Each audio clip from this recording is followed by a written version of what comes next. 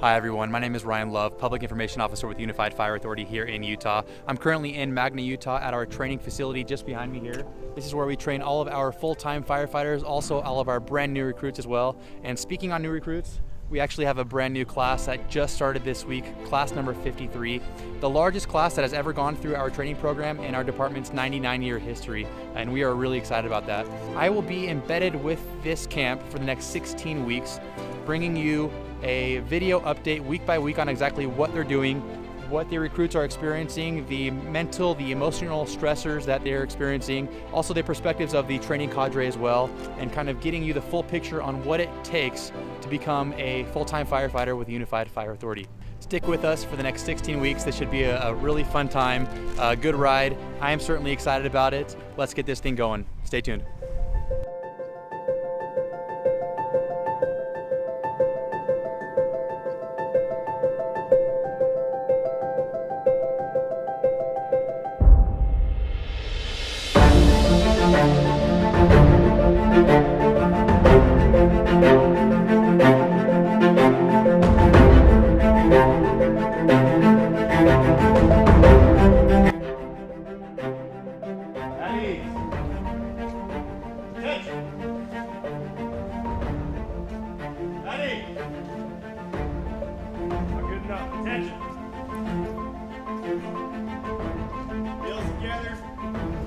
Toes pointed out, 45-degree angle. Fire doubles every 30 seconds in the modern fire environment. Seconds matter. Yes, sir. Seconds matter in this job. Stronger, faster, smarter. Okay? We have the tools and the facilities to make you stronger, faster, and smarter. All of you have noticed the tower out there, correct? You've been up the tower? Yes, sir. That tower is designed to do one thing: make us stronger, make us smarter, make us faster. Hey, this is Robbie Anderson, Fire Training Specialist. Just want to touch base with you guys on the first week of Recruit Camp 5-3. Focus this week was stronger, faster, and smarter. Came out of the gate with these recruits with a pretty vigorous PT schedule, just to kind of get them an idea of what this camp's going to be about and what the rest of their career is going to be about. Trained real hard on cardio and strength, and also the academic piece of that shortly after PT. Okay, that's the smarter piece of it. We got to show them that when they're tired, when they're beat down from PT or from working on a fire, they need to be clear-headed and still make good decisions. PT is a big part of this camp. One, to get them in shape to come out to the field and work with you guys in operations, but also for their overall health and good decision making when they are getting fatigued and beat down on fires. They still have a clear head and they're making good, solid decisions underneath that strain of working on a fire.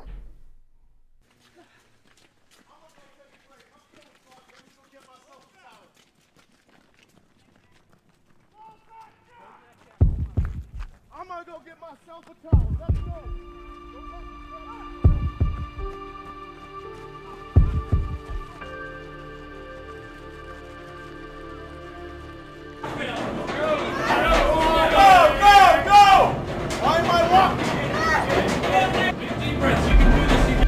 It's just physical. As soon as you guys figure out you need to use your mind, it's not hard no more. Quit letting your mind tell you you can't.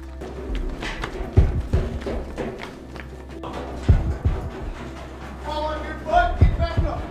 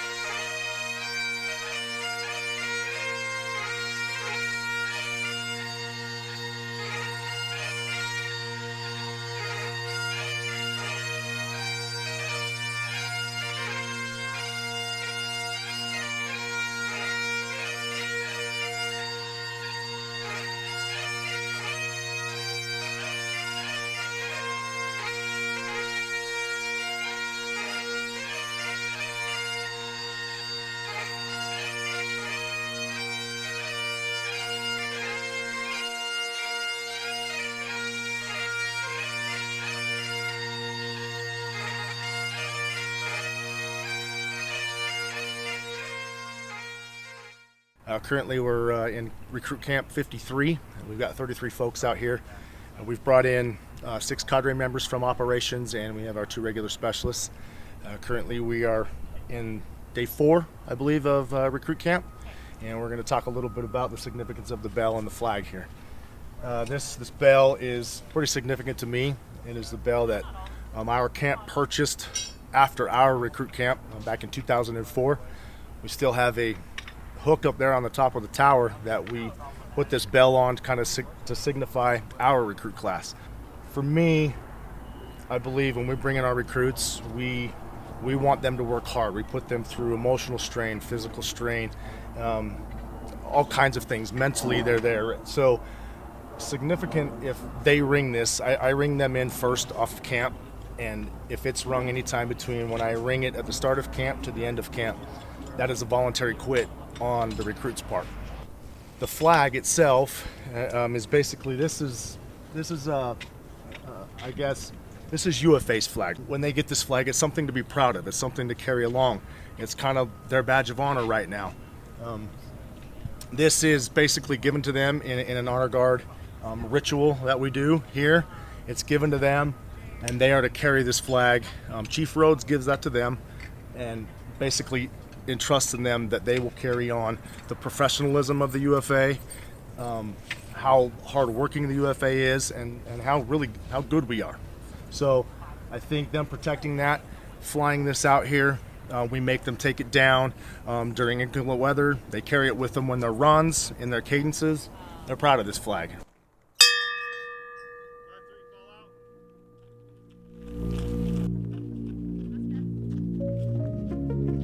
Remember, if I hear that sound again, that is your voluntary saying, I'm leaving. I don't want this anymore. Do I want to hear this bell again? No, sir.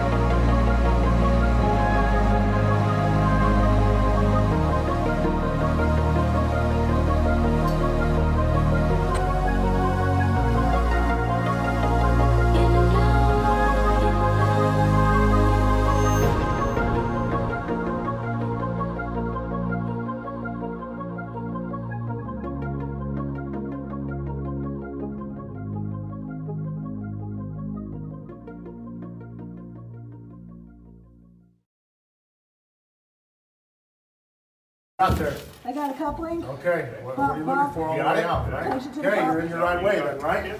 That is what I got. All right, then you have the right. Back out. Keep your hand on the hose. Turn around. Get your down to me. Think through it. Finesse. Perfect. Hi, I'm Molly Doyle, an engineer here with Unified Fire Authority out here in the training division. One of the things we've been putting the recruits through this week has been our Confined Space prop, which is right here inside our training tower. So the purpose of this prop is to simulate getting out of a house if we're on a hose line. So we have a hose that's run through a series of obstacles, a series of confined spaces that we've built out here. So the theory behind it is they enter right here. You can see the nozzle down here. So if they were in a house fire and we're on the nozzle spraying water and all of a sudden needed to find their way out, they're just going to follow the hose line. So that's run all back through here. We have a series of obstacles. You can see we've got some stairs here. If we open this, back in here we've got a bunch of string to simulate wires. So if they're crawling through with their bottle and they get their bottle hung up on these wires, they've got to figure their way out. We gave our recruits the option today, since it was their first time through the maze, of being blacked out for it or being able to see. Since this was their first time through it, about 2/3 of them chose to go completely blacked out. So then you're just going based on feel and holding that hose line through the whole way through. Later in our camp, we'll be putting them on air, breathing air through their mask. And then we'll also eventually have them breathing air and blacked out at the same time. It's as much mental as it is physical. So I've seen some really big guys go through this, and it's not easy, but they figure out a way. It's recognizing that you're safe in here and setting yourself up and seeing how you're going to react to those stressful environments, those stressful situations. Because if they are in that situation in real life at some point in a fire, hopefully they'll be able to go back to this point and remember how they did it and remember how they just calmed themselves down and figured it out. Because like I said, you can see up here we have this tube. That is probably the most difficult part for a lot of our people. It's about 15 feet long and super slick on the inside, and you just have to lay on your belly and just scoot your way through. And a lot of people go to a dark place in there when they're trying.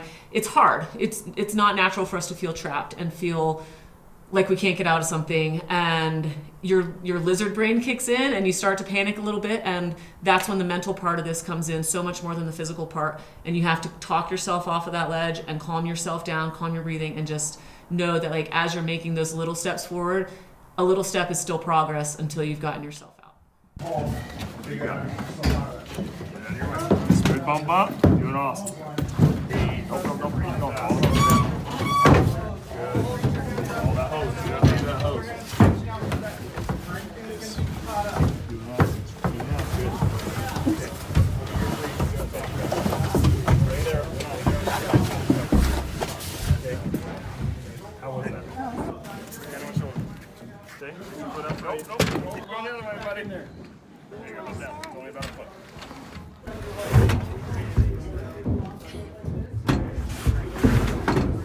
Nice. Don't pull on the hose. Just use your feet, use your toes, halfway. Keep it coming. You're good. You're good. Take a breath. You did that. Take a second, get your breath.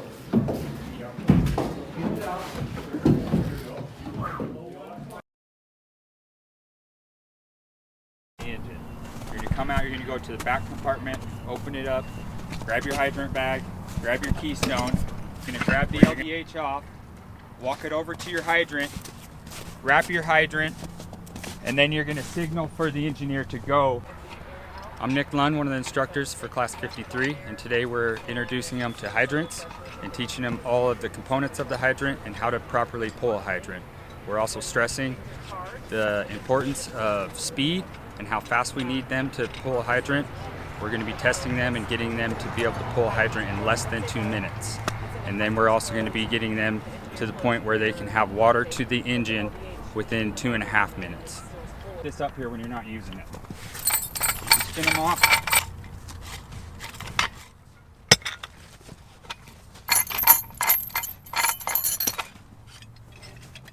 Spin the last one on. So now just notice how I tilted it. You don't have to go double check when you're trying to pull a hydrant.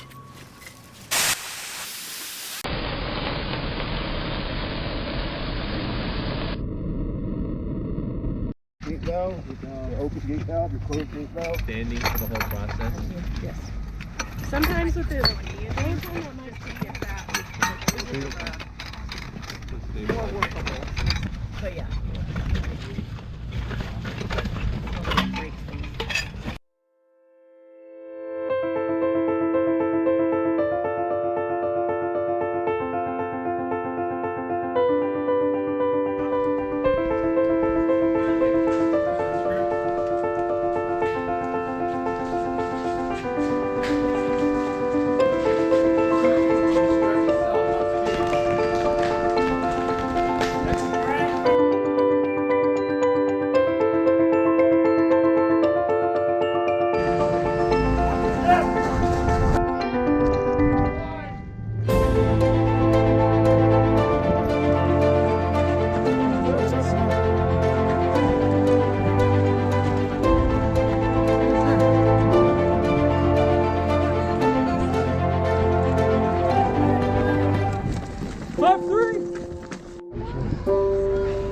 those knees off the ground.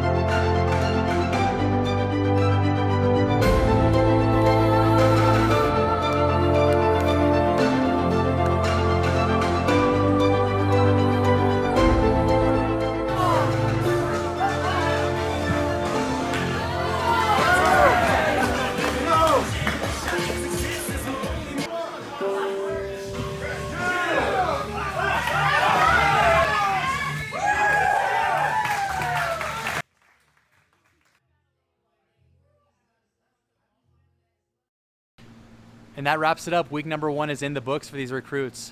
They're tired, they're exhausted, they're learning a lot, and they're ready for more, and I think that's most important for these recruits. We're excited to bring you these videos for the next 15 weeks. Stay tuned, subscribe to our channel below, hit the like button. Also follow us on our social media channels. We've got Facebook, Twitter, and Instagram as well.